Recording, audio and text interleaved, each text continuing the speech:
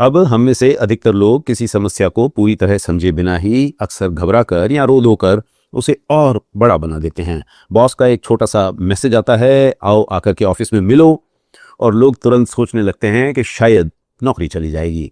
किसी की गर्लफ्रेंड 2 घंटे तक व्हाट्सएप मैसेज का यदि जवाब न दे तो उसके दिमाग में ब्रेकअप की कहानियां चलने लगती हैं। लेकिन इस तरह से राई को पहाड़ बनाने की आदत दरअसल कोई रियल सॉल्यूशन प्रोवाइड नहीं करती, बल्कि सिचुएशन और ज्यादा खराब कर देती है। रामायण की एक कथा हमें बताती है कि वनवास काल में चित्रकूट में जब राम, सीता और लक्ष्मण के साथ रह रहे थे, तब एक दिन दूर से कोई एक बड़ी सेना के आने के संकेत मिले।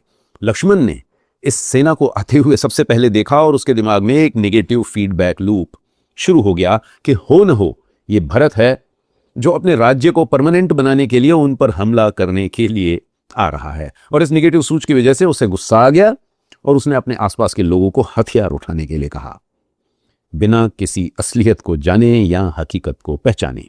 इसके दूसरी तरफ राम ने अपना संयम बनाए रखा और लक्ष्मण को भी शांत किया और कहा कि जरा पहले पेड़ पर चढ़कर थोड़ा ठीक से देख तो लो कि असलियत क्या है।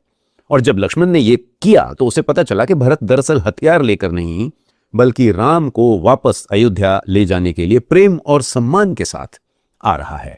और यह देखकर वो गलतफहमी जो लक्ष्मण के गुस्से और चिंता से कई गुना बड़ी हो चुकी थी, वो एक ही पल में खत्म हो गई। अनफॉर्चुनेटली इस तरह से राई को पहाड़ बना देने की आदत आज भी चली आ रही है। पतिदेव को सुबह सही वक्त पर ब्रेकफास्ट न मिले तो उन्हें लगता है कि पत्नी के जीवन में शायद कोई और आ गया है।